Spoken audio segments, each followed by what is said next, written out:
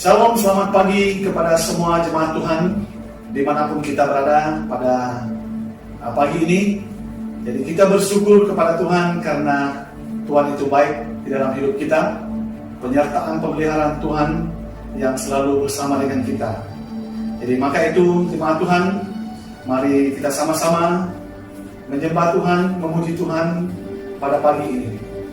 Dimanapun kita berada pada pagi ini, jadi mari bersama kita ambil waktu, ambil masa kita untuk memuji Tuhan. Haleluya Tuhan, kami datang pada pagi ini di dalam hadirat Tuhan, membawa puji-pujian bagimu, karena Tuhan baik di dalam hidup kami sepanjang masa dan sepanjang waktu kami.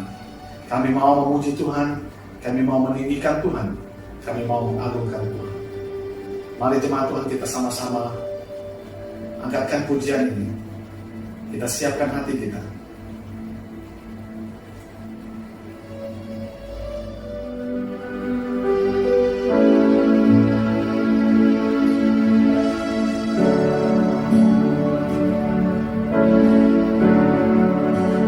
Tiada yang dapat pisahkan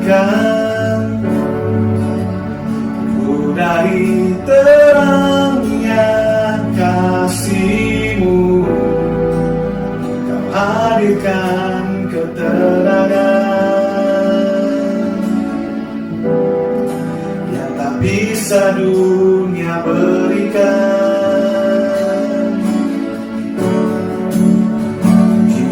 Kau pegang hidupku dan Kau hapus kesalahanku. Berharganya pengorbanan yang memberikan keselamatan.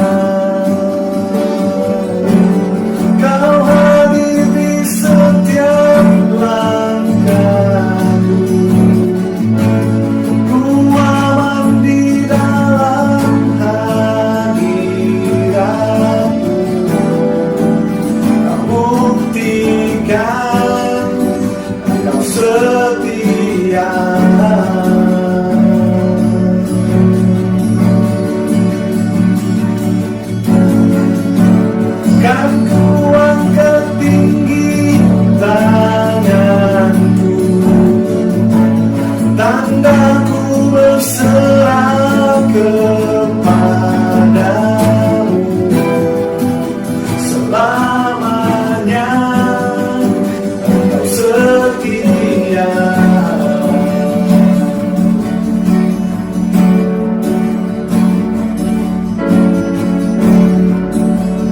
Kini Kau pegang hidupku dan Kau hapus kesalahanku. Berharganya pengorbanan yang memberikan keselamatan. Kau hadir di setiap langkahku. Ku aman di dalam hadirat-Mu. Kau buktikan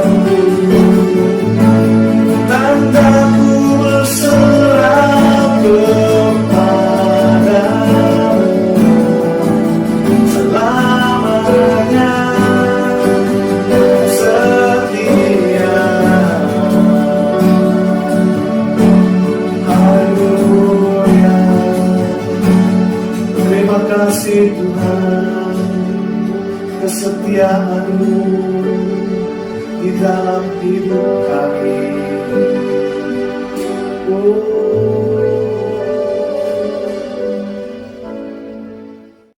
Mari jemaat Tuhan, kita angkatkan satu pujian bagi Tuhan yang mengatakan segala puji syukur.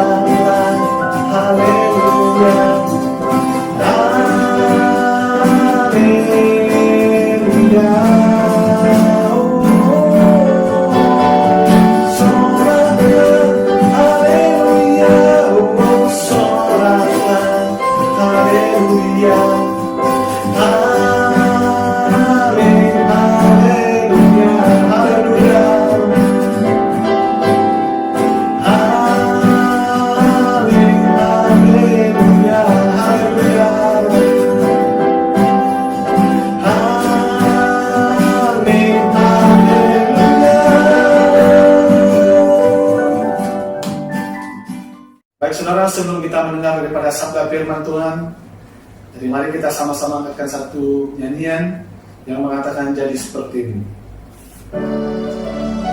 Karena Bapa yang setia tidak akan meninggalkan kita. Karena kita adalah milik kepunyaannya. Kerinduan kita meninggikan Tuhan, memuji Tuhan, karena kita ada di dalam Tuhan dan Tuhan ada di dalam kita. Ubah hati kami ya Tuhan, seperti hati-Mu.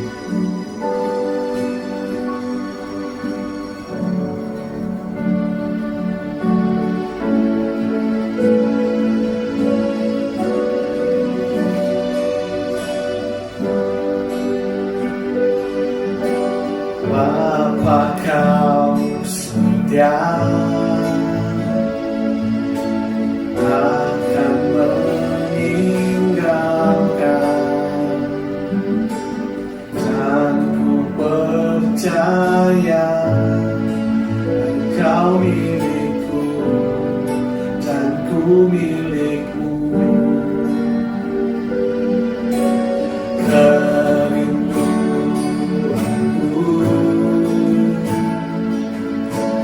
tinggikan namamu,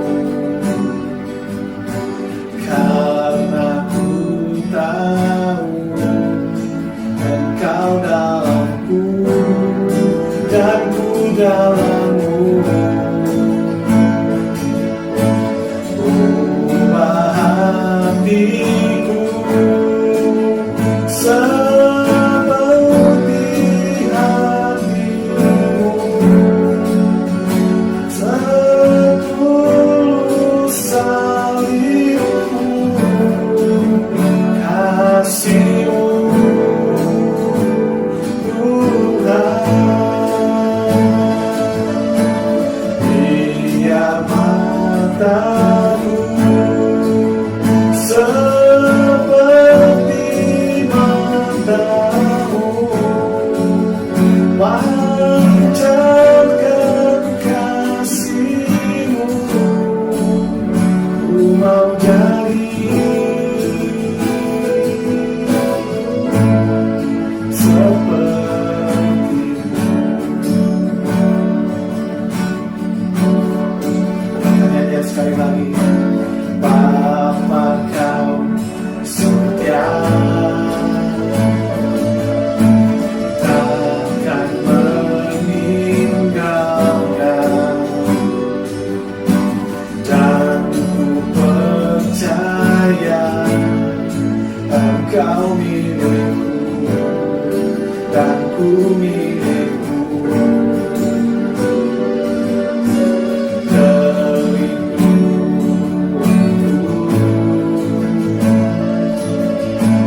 Tinggikan namamu, karena ku tahu Engkau dalamku dan ku dalammu. Ubah hatiku seperti hatimu, setulus salibmu, kasihmu Tuhan.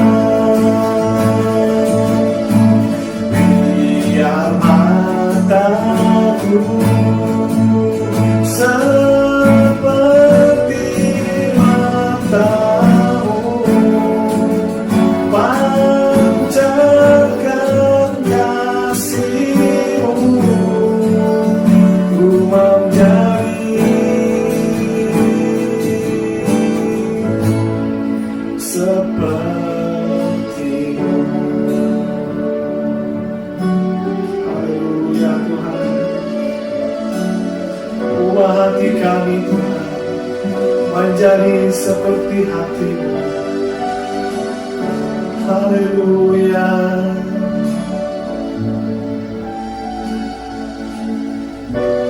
Haleluya Tuhan. Mari kita sama-sama angkatkan pujian ini. Ubah hatiku seperti hatimu, setulus salibmu, kasihmu Tuhan. Biar mataku seperti matamu pancarkan kasihmu. Ku mau jadi sepertimu. Haleluya Tuhan, jadikan kami sepertimu. Haleluya, terima kasih ya Tuhan. Dalam nama Tuhan Yesus kita. Selamat pagi, shalom untuk semua jemaat kekasih, jemaat yang dikasihi oleh Tuhan. Pada pagi hari ini kita kembali lagi untuk belajar firman Tuhan. Kita bersyukur kepada Tuhan kerana kita dapat mengadakan ibadah online. Walaupun demikian, ini merupakan satu sarana yang Tuhan sediakan bagi kita semua untuk beribadah kepada Tuhan dan memuji Tuhan, berdoa kepada Tuhan, dan juga untuk mendengar firman Tuhan, belajar bersama-sama dengan firman Tuhan. Minggu yang lalu kita belajar tentang iman yang dimurnikan, dan pada minggu ini kita kembali lagi untuk belajar. Ada satu topik yang baru yang kita belajar bersama-sama pada minggu ini. Untuk itu, sebelum kita mulai belajar firman Tuhan, mari kita datang kepada Tuhan, mohon pertolongan Tuhan, mohon berkat Tuhan, mohon hikmat daripada Roh Kudus untuk kita semua untuk belajar firman Tuhan pada pagi hari ini juga. Saya pimpin kita dalam doa, mari kita berdoa bersama-sama.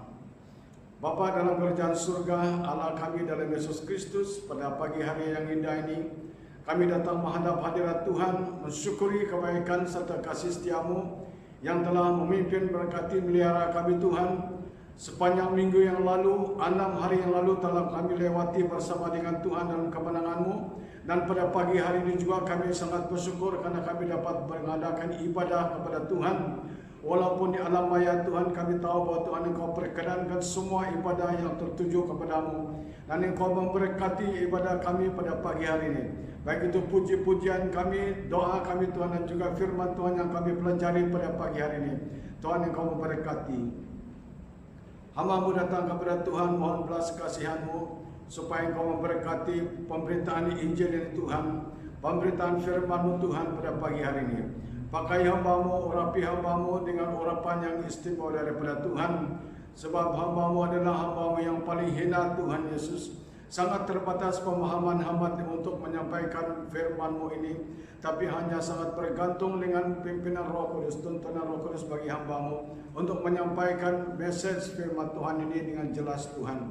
Terima kasih Tuhan, berkati pendengar firman Tuhan ini, di mana sejak dapat didengar Tuhan. Biarlah Tuhan akan menyertainya dengan tanda-tanda yang menyertainya, yang Tuhan akan lakukan melalui pemberitaan firman Tuhan ini. Segala gangguan dan iblis kami musnahkan dalam nama Tuhan Yesus. Terima kasih Bapa, terpuji nama-Mu. Dalam nama Tuhan Yesus Kristus kami mengucap syukur. Haleluya. Amin. Jemaat Tuhan yang dikasihi Tuhan, pada seperti mana yang saya katakan tadi, kita minggu ini akan belajar satu topik lagi, yaitu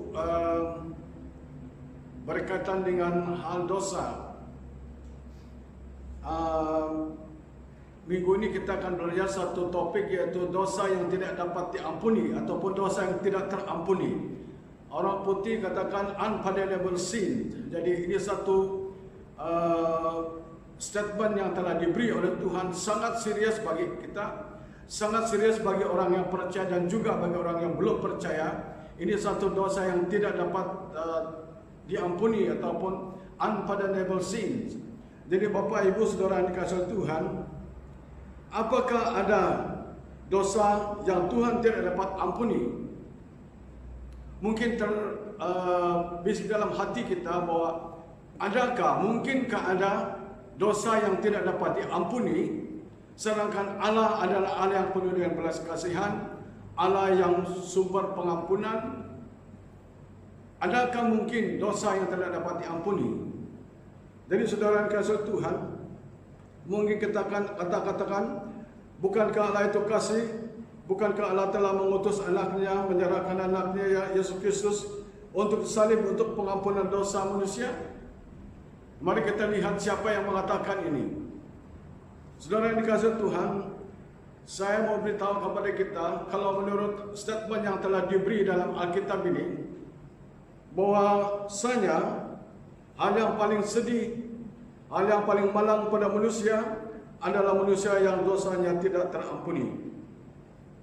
Pesanan ini adalah datang daripada mulut Tuhan Yesus sendiri. pesanan ini, statement ini adalah datang daripada mulut Tuhan Yesus sendiri. Bukan daripada Nabi, bukan daripada Rasul, dan bukan juga daripada pendeta-pendeta dan pastor-pastor. Ini keluar daripada mulut Tuhan Yesus sendiri. Saudara yang dikasihi Tuhan, Matius bab yang ke-12, saya akan baca untuk kita dalam Injil Matius bab yang ke-12, ayat yang ke-30, saya akan baca untuk kita ayat yang ke-30 sampai dengan ayat yang ke-32. Demikian firman Tuhan. Siapa tidak bersama aku, ia melawan aku, dan siapa tidak mengumpul bersama aku, ia mencerai-beraikan. Ayat yang ke-31. Sebab itu aku berkata kepadamu, segala dosa dan hujat manusia akan diampuni, tetapi hujat terhadap Roh Kudus tidak akan diampuni. 32. Apabila seorang mengucapkan sesuatu menentang anak manusia, ia akan diampuni. Tetapi jika ia menentang Roh Kudus, ia tidak akan diampuni. Di dunia ini dan dunia akan datang pun tidak.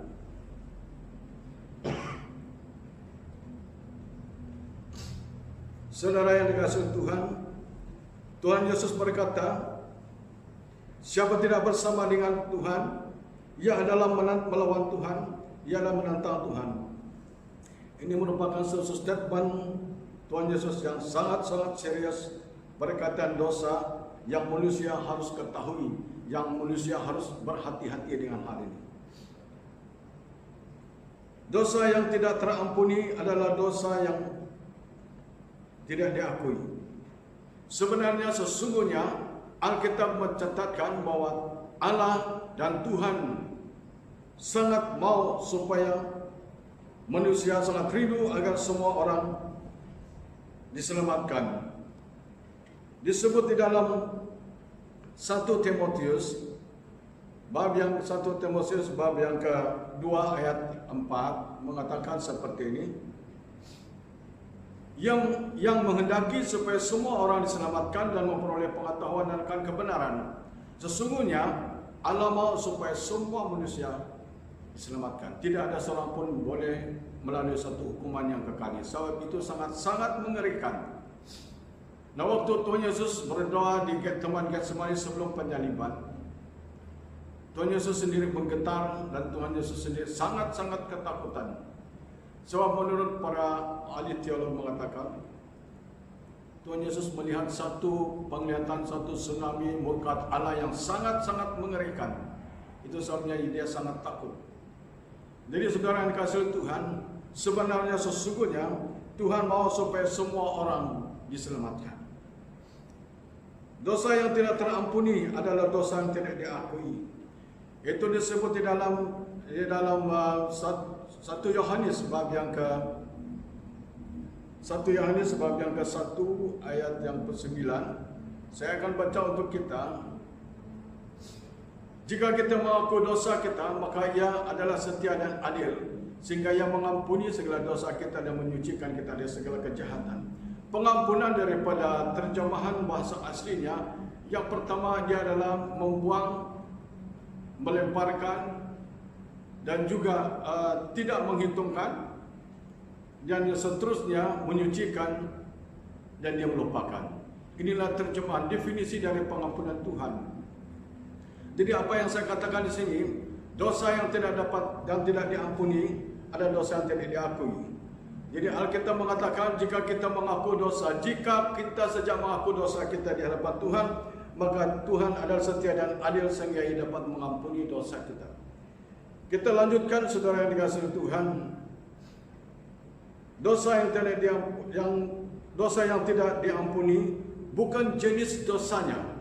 Saya ulangi, dosa yang tidak diampuni oleh Tuhan bukan jenis dosanya, tetapi dosa yang kita lakukan terus menerus tidak kita akui di hadapan Tuhan. Jadi saudara yang kasih Tuhan, makanya firman Tuhan mengatakan, Tuhan Yesus mengatakan dalam kitab Injil, apa yang kau ikat di dunia ini terikat juga di surga, yang kau lepas di dunia ini terlepas juga di surga. Jadi saudara yang kasih Tuhan, Memang pada dasarnya Allah itu kasih, Allah itu mengampuni, tapi Allah juga Maha Adil sehingga setiap dosa harus dibawanya pengadilan. Dan saudara dikasih Tuhan, apakah itu dosa? Apa itu dosa? Alkitab mengatakan dosa itu adalah satu pelanggaran kita terhadap perintah Tuhan. Dosa itu merupakan satu pelanggaran kita terhadap perintah Tuhan. Dalam 1 Yohanes bab yang ketiga ayat 4 mengatakan seperti ini. Setiap orang yang berbuat dosa melanggar juga hukum Allah. Sebab dosa ialah pelanggaran terhadap hukum atau perintah Allah. Ini terjemahan lain yang mengatakan hukum ataupun perintah Allah.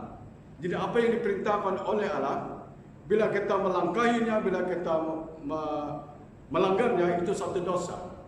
Masih saudara ingat bahwa di kebun Eden dulu, dan Alkitab mencatatkan bahwa Adam dan Hawa jatuh dalam dosa, itu bukan karena dia juga makan buah, tetapi melanggar perintah Allah. Sebab Allah mengatakan semua pohon di dalam taman ini kau boleh makan, tetapi ini satu kau tidak boleh makan. Tapi oleh karena keduanya tidak berpegang, tidak taat kepada perintah firman Tuhan, maka mereka keduanya makan buah itu dan jatuh dalam dosa. Jadi pelanggaran itu merupakan dosa jika kita melanggar perintah firman Tuhan. Tuhan mengatakan ada dosa yang sangat serius atau dosa yang tak dapat diampuni, baik di dunia ini dan dunia yang akan datang. Pun tidak, dosa apakah itu dan kenapa dosa itu sangat serius? Mari kita ikuti kupasan selanjutnya. Seperti yang kita baca tadi, saudara yang kasih Tuhan, di dalam Matius bab yang dan Injil Matius bab yang ke-12 tadi kita akan telah membaca ayat 31, 30, 31, 32.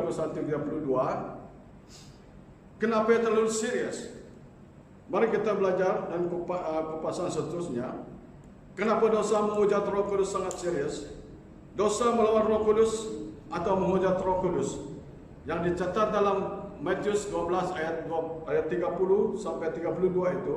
Mari kita lihat kenapa terlalu serius dengan Roh Kudus. Saudara yang dikasihi Tuhan, Roh Kudus ada fungsinya, ada peranannya bagi manusia. Sebab itu Tuhan Yesus mengatakan bila Tuhan Yesus naik ke surga, dia akan mengutus seorang penolong kita. Dia berperan sebagai penolong. Dia berfungsi sebagai penolong kita.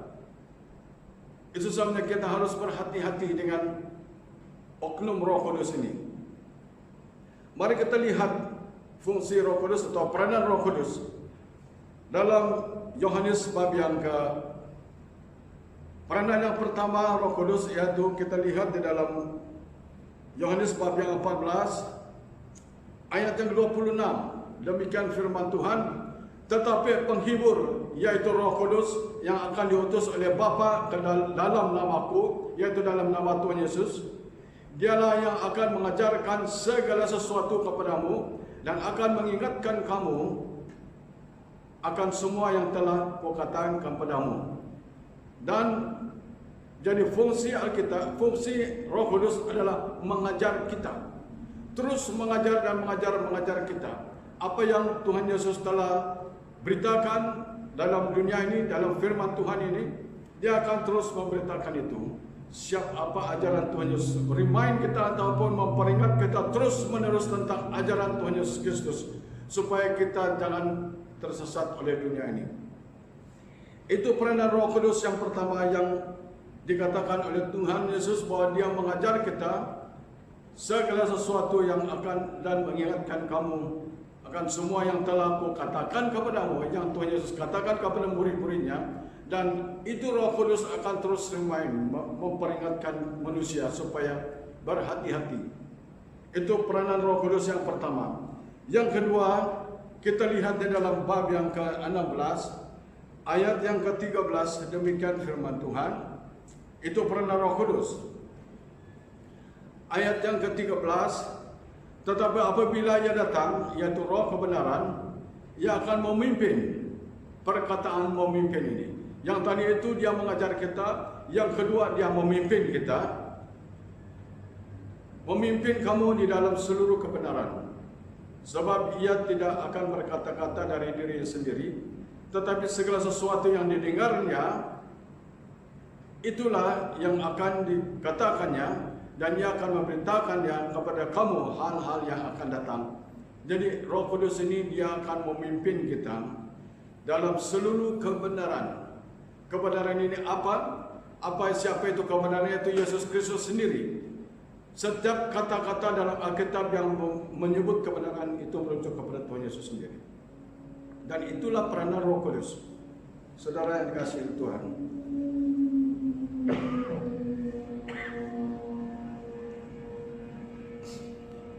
Jadi peranan Roh Kudus yang kedua adalah memimpin kita kepada kebenaran itu.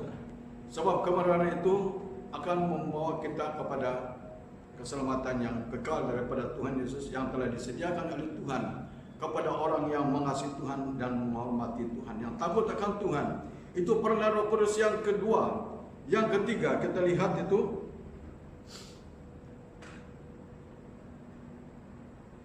pasal yang ke-16 ayat yang ke-8 kita akan membaca.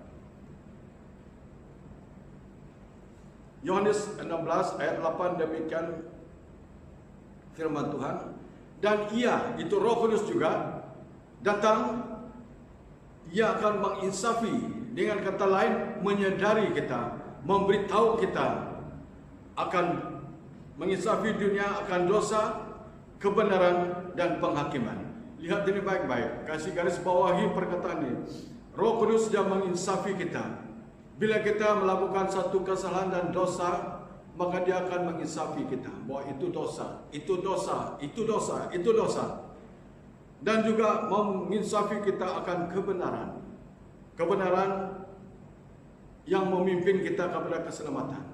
Dan seterusnya memberitahu kepada kita bahwa dosa itu akan dihakimi, tentang penghakiman.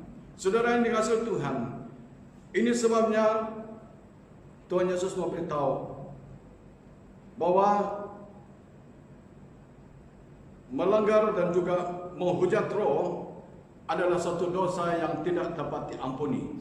Karena engkau telah melanggarnya dan tidak mau disadari, diinsafi.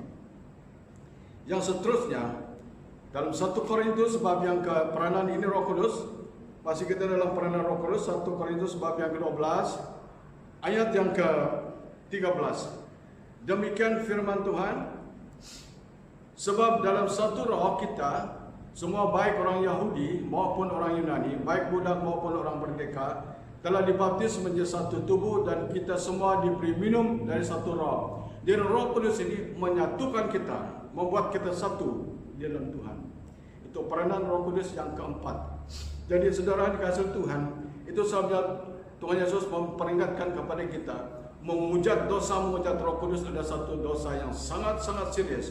Bila Roh Kudus, bila kita jatuh dalam dosa dan Roh Kudus itu terus memperingatkan kita, terus menyadari kita, menginsafi kita akan dosa itu, dan juga dosa itu akan menuntun kita kepada penghakiman, dan itu akan membawa mengheret kita pada hukuman yang kekal kalau kita tidak menyadari, tidak sadar. Jadi peranan Roh Kudus menyadari kita.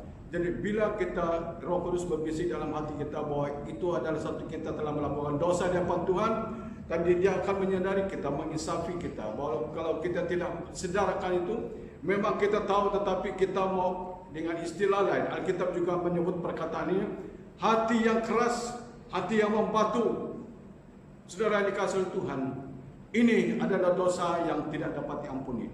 Sampai engkau mati, sampai engkau meninggal dunia ini, dan sampai engkau pergi daripada dunia ini, maka jika engkau tidak mendengar suara Roh Kudus ini yang menyadari kita, yang juga menginsafi kita, maka engkau tidak bertobat dan dosa yang tidak dapat diampuni, dosa yang tidak diakui. Itu sebabnya serius saya sangat ini saudara yang dikasihi Tuhan, yang kita pelajari pada minggu ini, satu statement Tuhan Yesus yang sangat serius yang harus kita pelajari. Saudara yang dikasihi Tuhan, ada dua yang manusia lakukan menentang Roh Kudus. Satu, kita mendukakan Roh Kudus. Mari kita lihat teks itu di dalam Efesus bab yang ke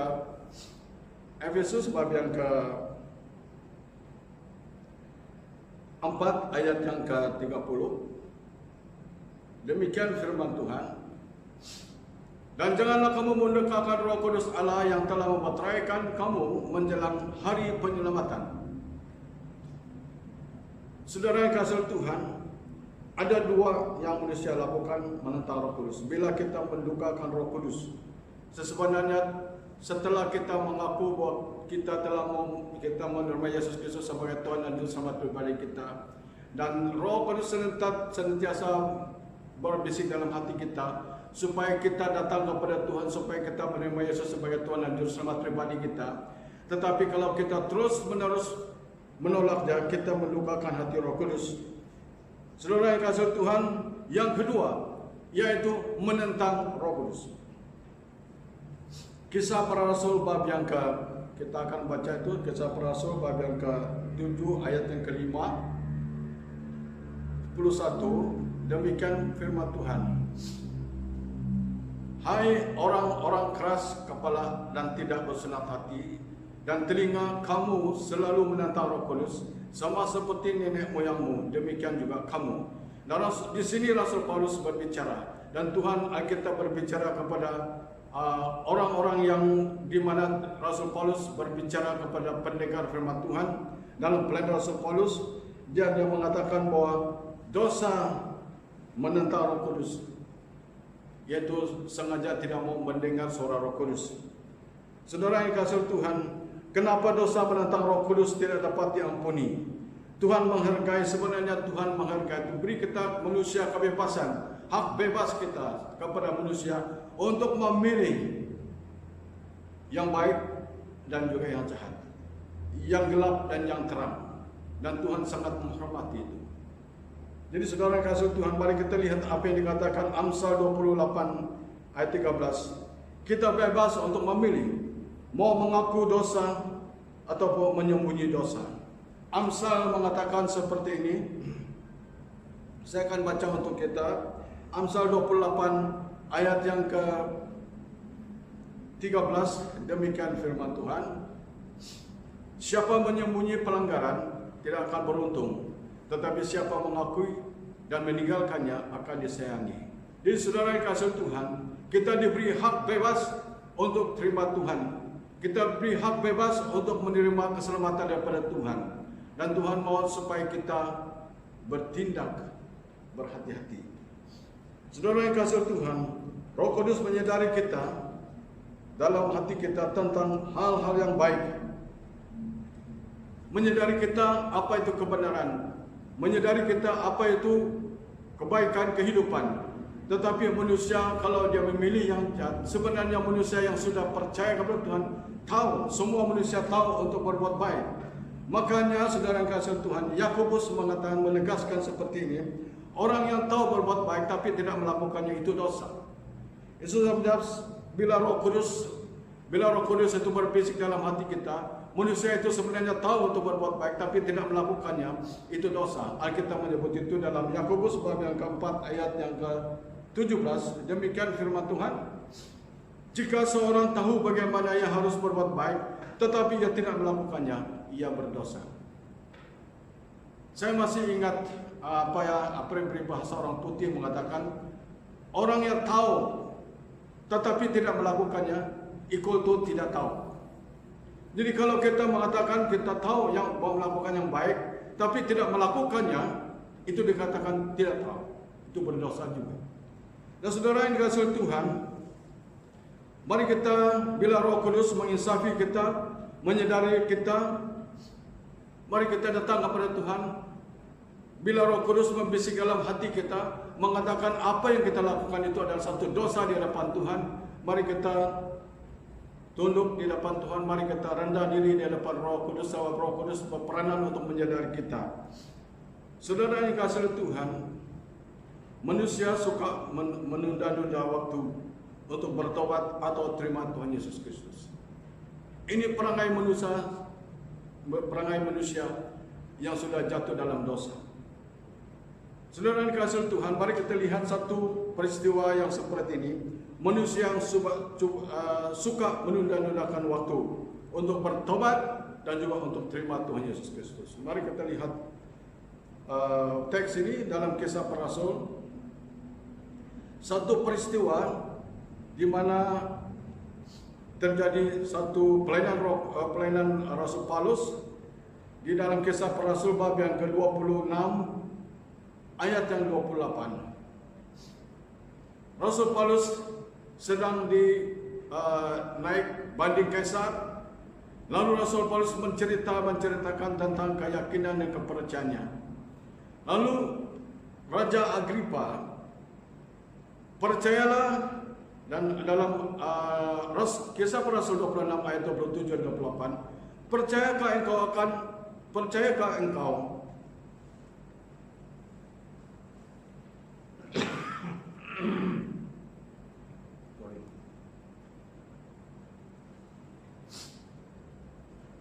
percayakah engkau, Raja Agripa, kepada para nabi? Aku tahu bahwa engkau percaya kepada mereka. Jadi Rasul Paulus ini tahu bahwa Raja Agripa percaya dan tahu tentang para nabi. Lalu jawab Agripa seperti ini, hampir saja kau yakinkan aku menjadi orang Kristen. Hampir, perkataan hampir ini pun belum diselamatkan.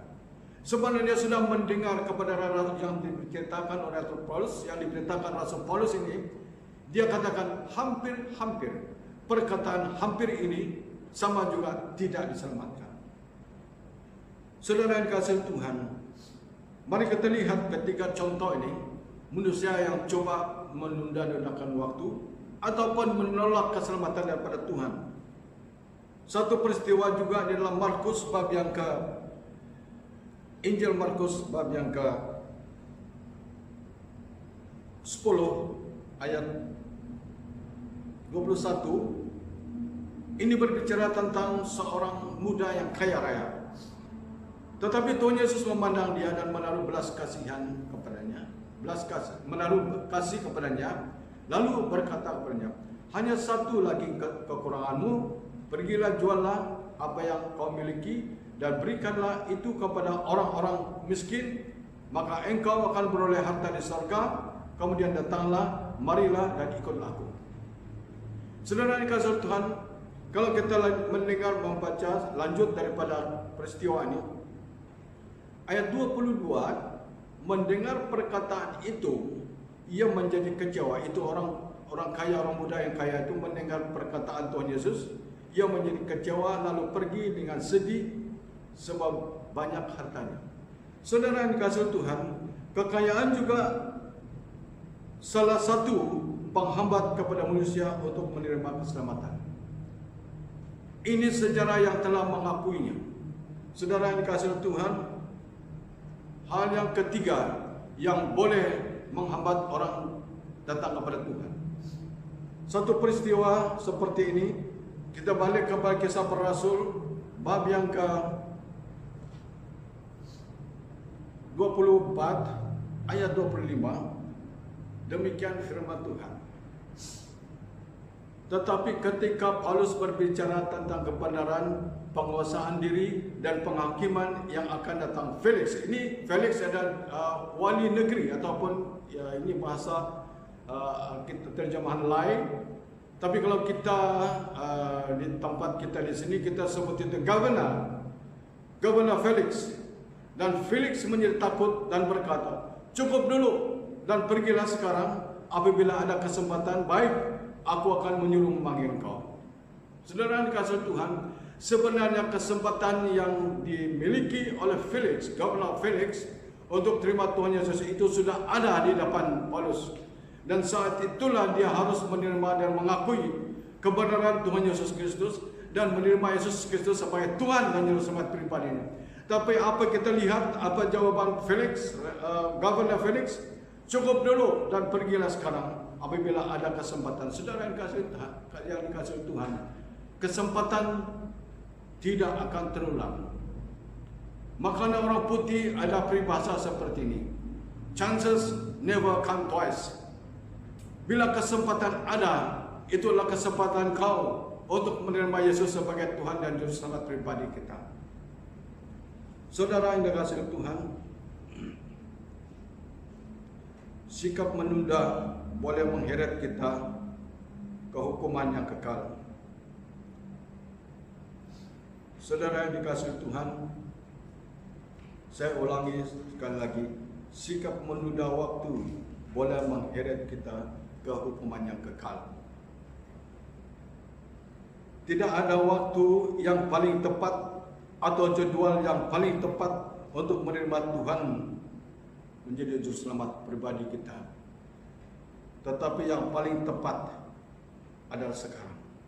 Saya ulangi ungkapan ini. Tidak akan ada waktu yang paling tepat atau jadwal yang paling tepat untuk menerima Tuhan Yesus sebagai Tuhan dan Juru Selamat pribadi kita. Tapi yang paling tepat, sejak engkau mendengar firman Tuhan ini, sejak engkau mendengar pemberitaan Injil ini, saat ini adalah satu waktu yang paling tepat. Jangan engkau menunda-nunda lagi. Sebab bila kita menunda, kita akan dikategorikan orang yang sudah terlambat. Bila terlambat itu kita miliki, maka itu sesuatu yang sangat melambat kita, yang paling menyedihkan hati kita. Saudara yang kasih oleh Tuhan, masa yang paling tepat untuk menerima Tuhan adalah hari ini.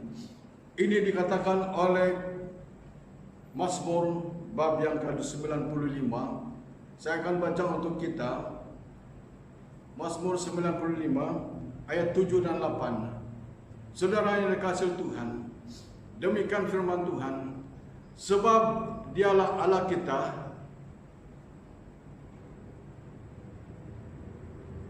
sebab dia adalah Allah kita, dan kitalah umat gembalaannya, dan kawanan domba tuntunan tangannya.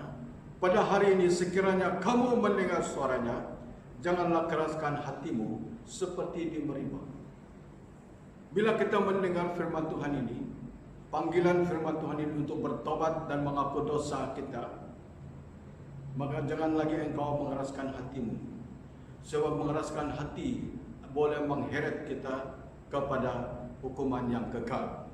Saudara yang dikasihi Tuhan, itu sebabnya hal menentang Roh Kudus atau memuja Roh Kudus adalah satu dosa yang sangat serius, yang harus diberitakan kepada dunia, diberitakan kepada baik itu orang sudah percaya kepada Tuhan, yang belum percaya kepada Tuhan pun.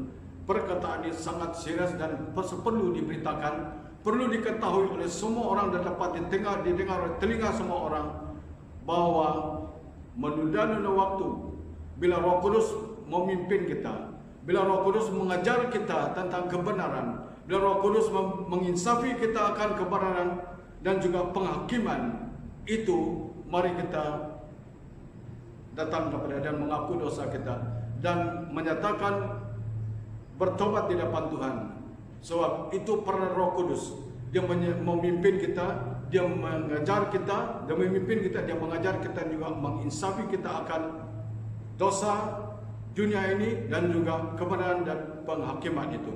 Itu sebabnya Tuhan Yesus memberitahu bahwa dosa menghujat Roh Kudus adalah dosa yang paling serius, yang tidak ada pengampunan di sini, di dunia ini dan juga dunia akan datang.